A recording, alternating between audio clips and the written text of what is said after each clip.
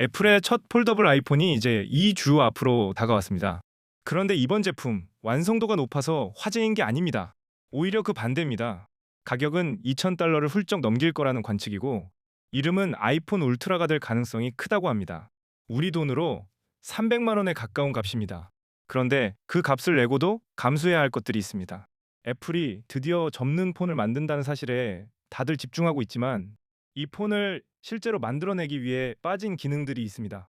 오늘은 그 5가지를 하나씩 짚어보겠습니다. 첫 번째, 망원 카메라입니다.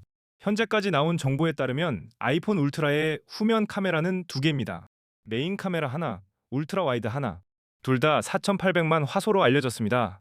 지금 나와 있는 아이폰 17 기본형과 비슷한 구성입니다. 전용 망원 렌즈는 아예 없을 수 있다는 얘기입니다. 300만 원짜리 폰에서 망원이 빠진다는 건 결코 작은 문제가 아닙니다. 물론 고화소로 잘라내는 방식으로 어느 정도 주문됩니다. 하지만 그건 진짜 광학망원 렌즈와는 다릅니다. 공연장에서, 여행지에서, 경기장에서 멀리 있는 걸 당겨 찍는 분이라면 이게 이번 제품에서 가장 아쉬운 대목이 될 수 있습니다. 두 번째는 조금 더 이상합니다. 액션 버튼입니다. 여러 곳에서 유출된 모업을 보면 아이폰 울트라에는 액션 버튼이 없습니다. 음소거 스위치도 마찬가지입니다. 그렇게 되면 이건 음소거 스위치도 액션 버튼도 없는 첫 아이폰이 됩니다. 폰의 왼쪽 면이 통째로 비어 있는 겁니다. 측면 버튼과 카메라 컨트롤은 오른쪽에 그대로 남고 볼륨 버튼은 위쪽 모서리로 올라갈 거라는 관측입니다. 아이패드 미니와 비슷한 배치입니다. 아이폰 입장에서는 분명 낯선 구성입니다. 다만 접히는 몸체 안에 부품을 전부 다시 배치해야 한다는 걸 생각하면 이해가 아주 안 되는 건 아닙니다. 그래도 프로라인의 핵심 기능으로 밀던 버튼을 이렇게 빼는 건 꽤 의외입니다. 세 번째가 아마 가장 놀라운 부분일 겁니다. 페이스 아이디가 없습니다.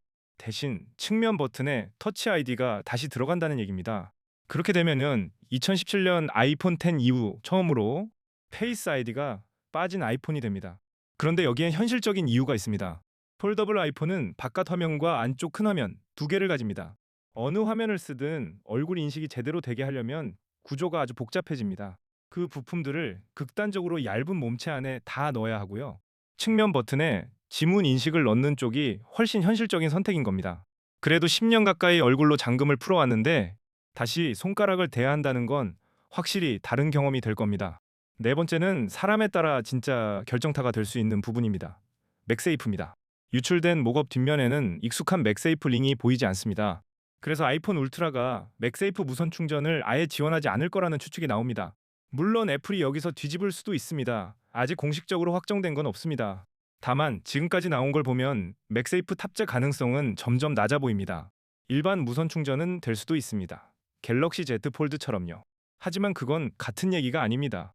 책상이 충전 거치대, 차량 거치대, 지갑, 보조 배터리까지 맥세이프에 맞춰 장비를 갖춰놓은 분이라면 그 생태계를 통째로 잃는 셈입니다. 마지막 5번째, 물리 유심 트레이가 완전히 사라질 수 있습니다.